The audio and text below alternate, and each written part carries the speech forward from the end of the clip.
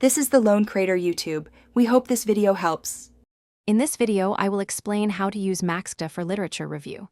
We'll start by showing you how to efficiently import and organize all your research materials, from PDFs to web pages. Next, you'll discover the powerful coding tools that help categorize your findings and identify key themes across your sources.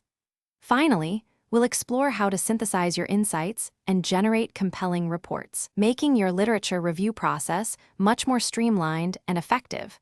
This approach will save you significant time.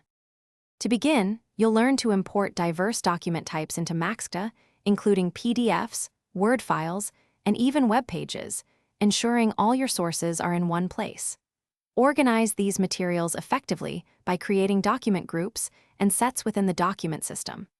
This structured approach allows for easy navigation and management of potentially hundreds of articles. Remember to add concise memos and summaries to individual documents, providing quick overviews and saving valuable time during your review process. Next, we dive into the core of analysis: coding.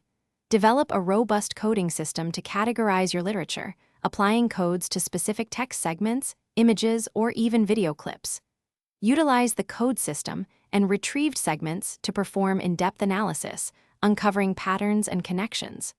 Don't forget to explore creative coding for emergent themes, allowing for flexible and conceptual development of your research questions. This systematic approach ensures thorough and rigorous analysis of your data.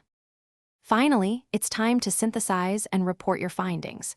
Generate compelling visual representations of your codes and categories using MAX maps, offering a clear overview of your research landscape.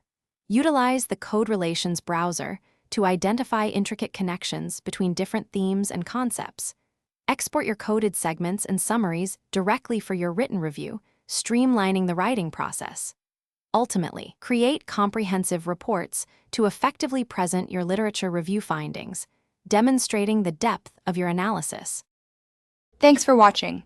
Consider subscribing if we helped you.